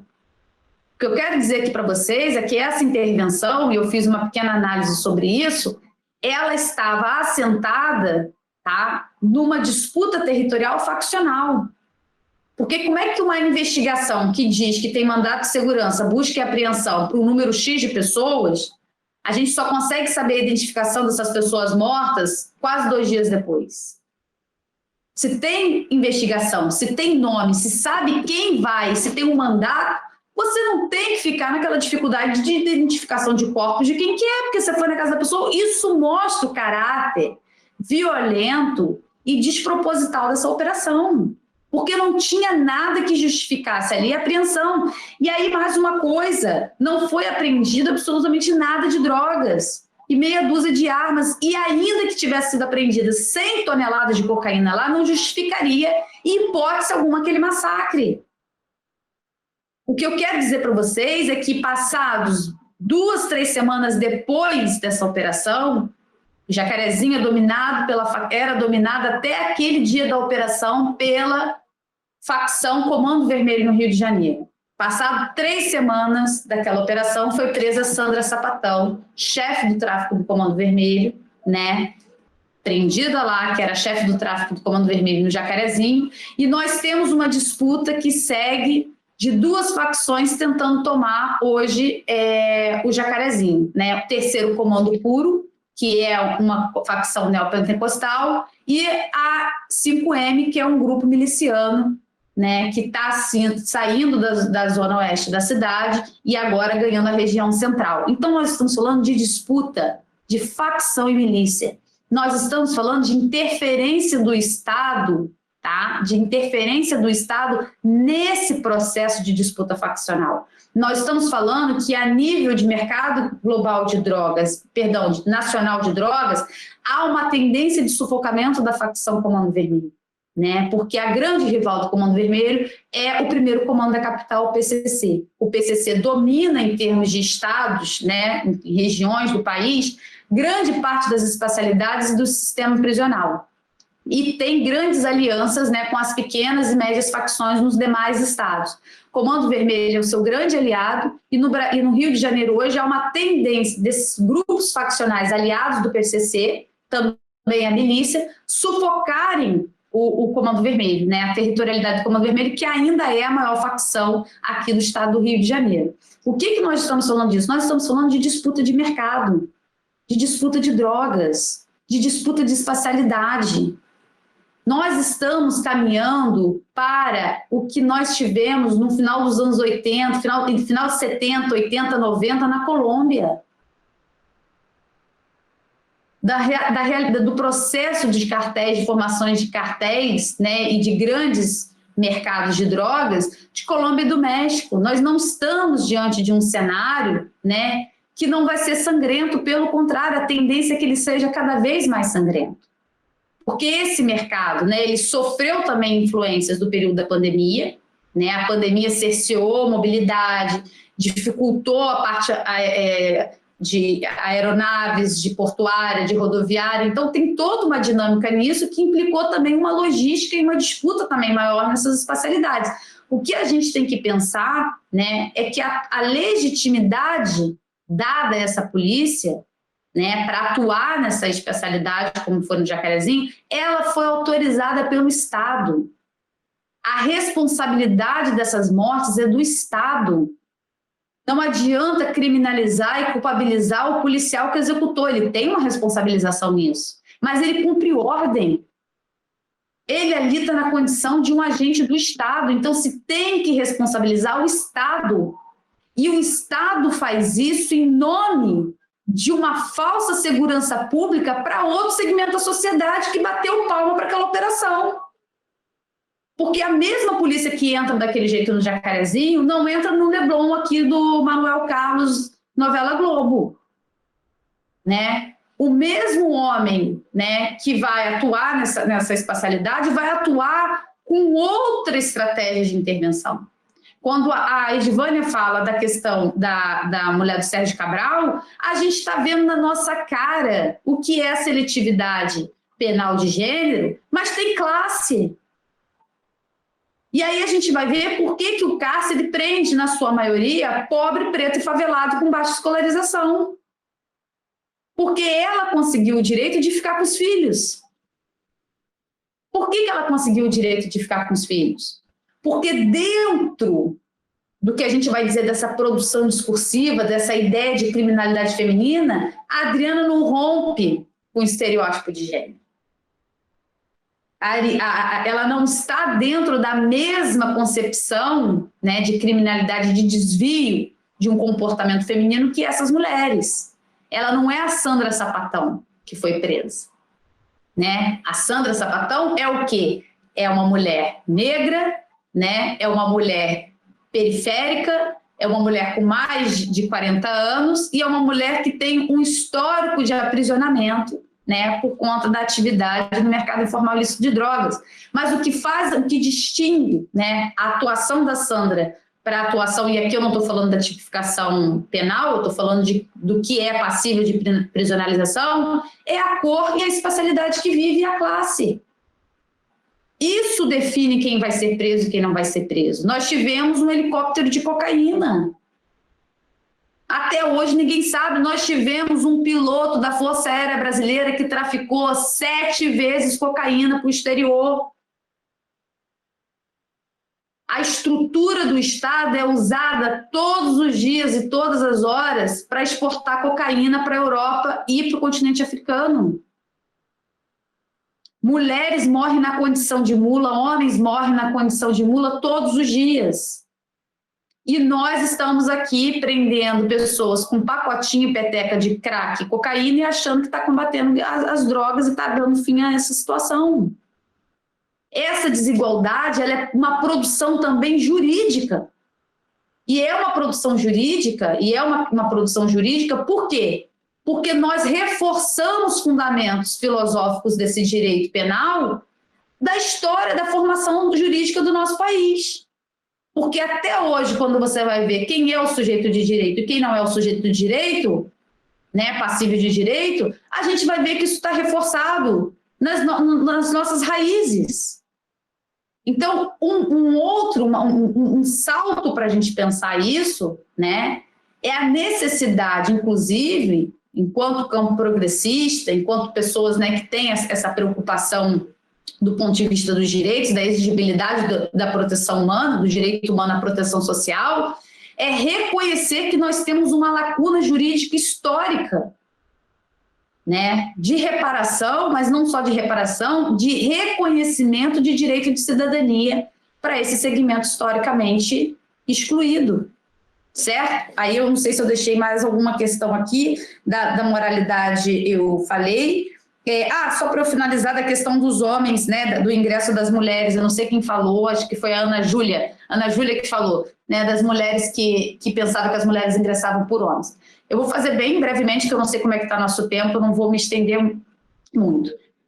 Há uma questão que eu não vou ter como aqui desenvolver mais aprofundadamente, mas em algum momento, né, nós tivemos, né, em um período mais antes desse período da lei de drogas, né, da lei de 2006, nós tínhamos, de certa maneira, uma marcação muito forte de que as mulheres ingressavam porque estavam acompanhando seus maridos. A ideia da patroa ou a ideia do lugar errado à hora errada. Tá? Isso, de fato, se nós olharmos, ainda há um aprisionamento de mulheres que não tem nenhuma relação com esse mercado informal ilícito de drogas ou com qualquer outra atividade, né, passível de criminalização, e que são apreendidas porque, de fato, estão casadas com traficantes ou, enfim, com varejistas. Mas o que eu quero dizer é que a ideia de que essas mulheres elas ingressam exclusivamente por relacionamentos, isso já vem sendo posto em xeque pelas suas próprias narrativas, né? E elas vão se autodeclarar solteiras. Né? Nós temos mais de 50% dessas mulheres se declarando solteiras. O que ocorre?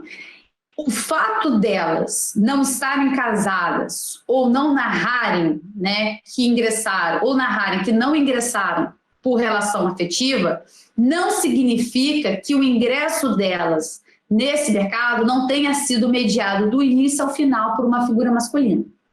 Quando ela ingressa por intermédio de algum homem, um colega, um vizinho, um sobrinho, enfim. Ela vai ter toda uma relação dentro desse mercado com uma figura masculina, que na grande maioria das situações ocupa cargos, né, superiores ao dela dentro dessa hierarquia. Se a gente também está falando de mercado, né, e tem um autor americano que eu venho usando bastante, que ele compara o mercado de drogas ao McDonald's, ao Walmart, enfim, essas grandes empresas, né, que ele inclusive vai chamar de monopsônio. Então, quando a gente está falando disso, a gente está falando que tem cargos de ocupações, né, tem hierarquias dentro dessa estrutura. Então, portanto, elas têm uma mediação constante com esses homens, no sentido de mando, né, de poder, de machismo, de patriarcado, mas elas não estão ali movidas propriamente por uma questão afetiva.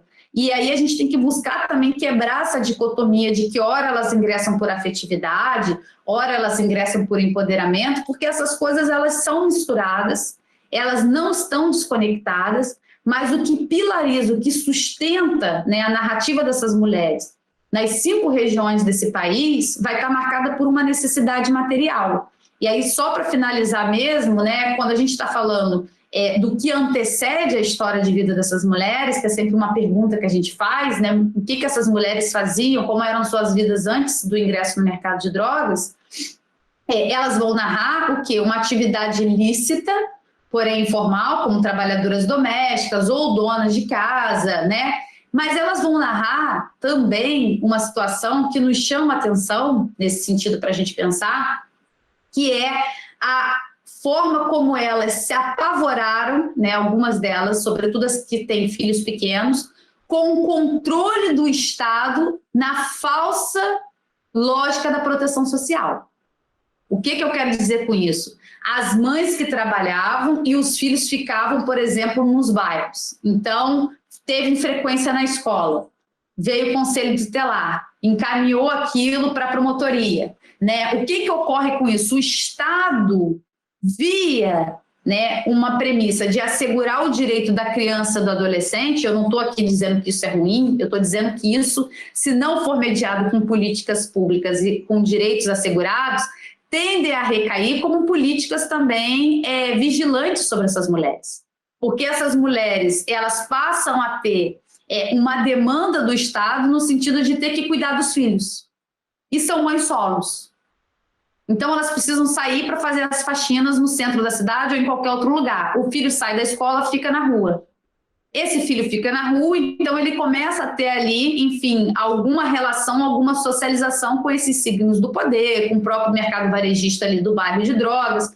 Isso chama a atenção, né, de que essa mãe precisa atuar com a medida de proteção. Bom, se a gente está falando que é dever, né, se o Estado fala que é dever da sociedade, da família e do Estado, a gente vê que só recai nessa hora a responsabilidade da família. Então, essas mães, isso é importante a gente falar, elas narram que boa parte, por vezes, da intenção delas de atuarem, sobretudo as que falam, denominam vendedoras de equity, né, que é essa de vender em casa ou ir na casa de alguém, aquela coisa de que as pessoas podem, inclusive, consumir dentro de suas casas a droga. Isso daí está muito relacionada a uma ideia delas poderem exercer o cuidado materno, familiar e do lar. Então, vejam só, o mercado de drogas, ele entendeu que o trabalho doméstico precisava ser incorporado nessa dinâmica, o trabalho doméstico das mulheres pobres periféricas acima de 40 anos. Eu estou falando de mulheres que já são descartadas do mercado formal, do mercado informal e ilícito de trabalhadoras domésticas. Então, o próprio mercado de drogas, nessas regiões periféricas, ele entendeu e desenvolveu uma forma de incorporar essa força de trabalho sem que elas precisem sair de suas espacialidades.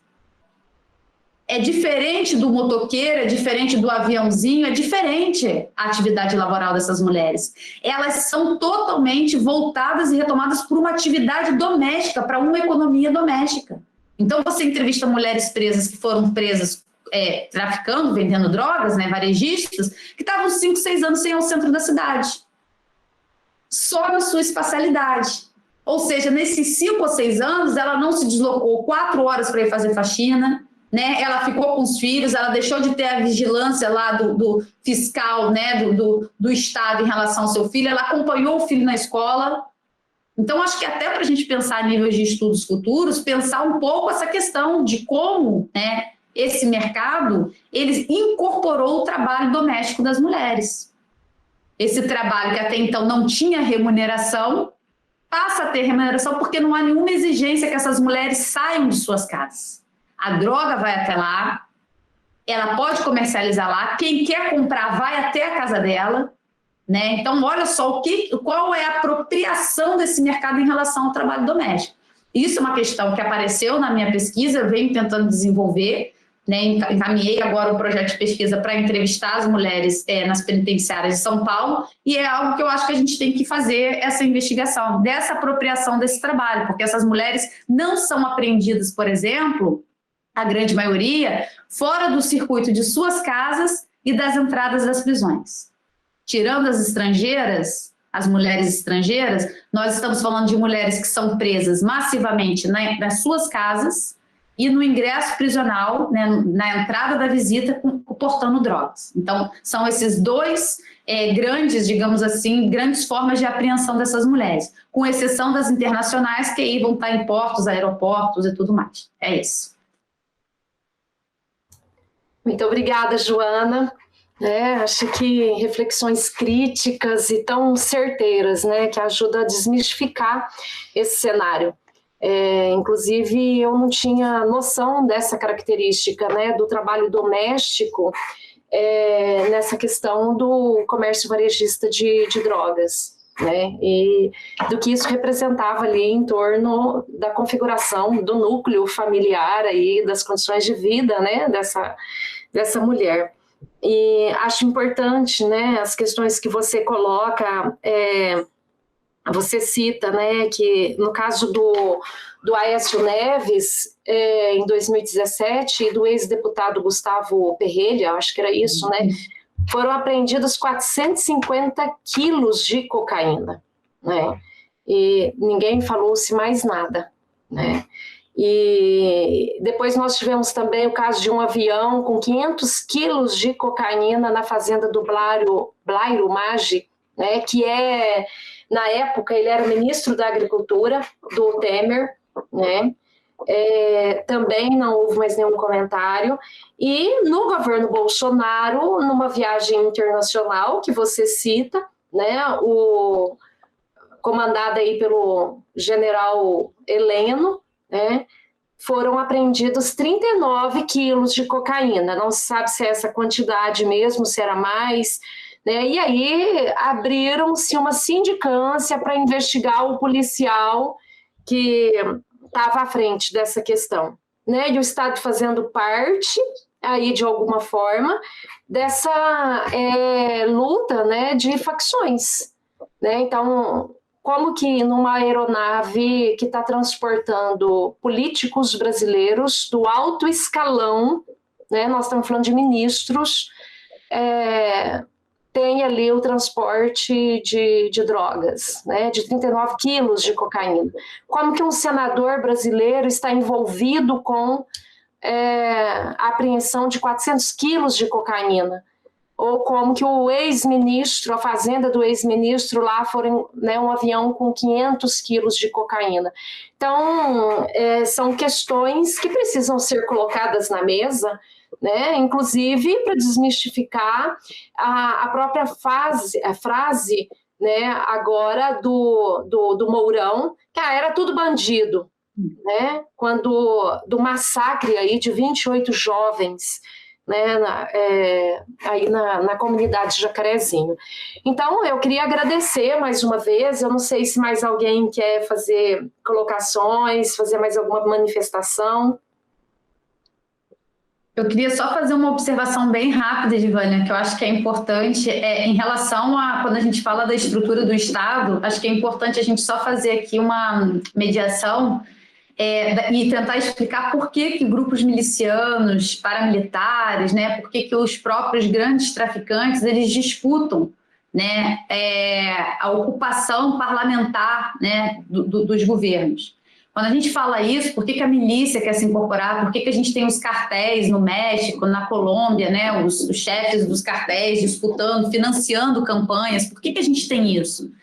Porque não há possibilidade de você manter uma estrutura global, um caráter produtor, né, consumidor e exportador de drogas, como o Brasil e esses países, né, que eu citei, Colômbia, México, Bolívia, sem a estrutura do Estado. Portanto, esses grupos faccionais, essas organizações, elas não têm como, né, digamos assim, sobreviver e manter-se dentro dessa lógica apenas num papel periférico e marginal fora da estrutura do Estado. Porque ela precisa se valer, inclusive, da estrutura jurídica, política, formal, né, e logística desse Estado. Então, não é por acaso que as maiores apreensões de drogas vão ocorrer em aviões da Força Aérea, nos portos e aeroportos, porque conta com a corrupção de agentes públicos, né? Não é por acaso que a gente vai ver o desmatamento da Amazônia, que a gente vai ver toda uma lógica agora de destruição absoluta, né, da região da Amazônia e também mais do centro e centro-oeste do Brasil, né, do desmatamento, quando a gente está falando de produção em larga escala de folha de coca, de maconha. Nós estamos falando de um agronegócio que não é voltado mais só para o milho e para a soja. A gente está falando de um agronegócio que quer plantar também drogas. Se nós olharmos a região fronteiriça do Brasil com o Paraguai, vocês vão entender um pouco isso. Deem um Google e olhem aquelas imagens de satélite. Só fazer um parênteses, parece que tem, inclusive, projetos da bancada ruralista para legalizar essa comercialização. Não para acabar com esse problema social que nós temos, da criminalização, tudo, mas para que eles possam exportar, né? Exato. Porque os Estados Unidos hoje é o maior produtor legal de maconha, né? Vejam só, o país que criou a guerra às drogas hoje é o maior produtor de maconha legalizada, né? Então, a ideia hoje é criar a ideia de legalização totalmente sem uma regulação e intervenção do Estado. Ou seja, né, fazer disso um negócio lícito, né, mas sem nenhum retorno e nenhuma relação de tributação dessa mercadoria, né, de retorno para o Estado, investimento de políticas públicas e tudo mais. Então, isso a gente vai ter um caos. É claro que a gente vai ter um caos nesse sentido. Agora, o que a gente tem que discutir é justamente essa legalização e descriminalização com regulação e taxação desses tributos por parte do Estado, e uma parte considerável desses recursos, né, destinados às políticas públicas e sociais. É isso. Muito obrigada, Joana. Mais alguém, gente, gostaria de se manifestar? Joana, a gratidão é nossa, então, em nome da turma, né, nós agradecemos muito a disponibilidade sua de estar aqui hoje, né, eu acho que esse momento foi bastante rico por conta da exposição que você fez, que é uma exposição muito engajada, né, não é uma exposição somente técnica, com conhecimentos distantes de uma realidade social, né, eu acho que enriqueceu bastante por conta dessa sua experiência, que parte da experiência de vida, né, e pelo seu engajamento, né, com o tema, com a desenvoltura em relação ao estudo, né, então eu acho que a gente ganhou muito aqui com a sua participação hoje, é uma grande contribuição para a formação aqui, né, acho que de todos nós, a minha é uma formação continuada, do pessoal que está aqui, que é uma formação, né, aí de terceiro ano do curso de Serviço Social, né? Então, em nome da sala, eu te agradeço muito. Deixo um abraço fraterno, né? Se cuida e Obrigada, parabéns pelo seu trabalho.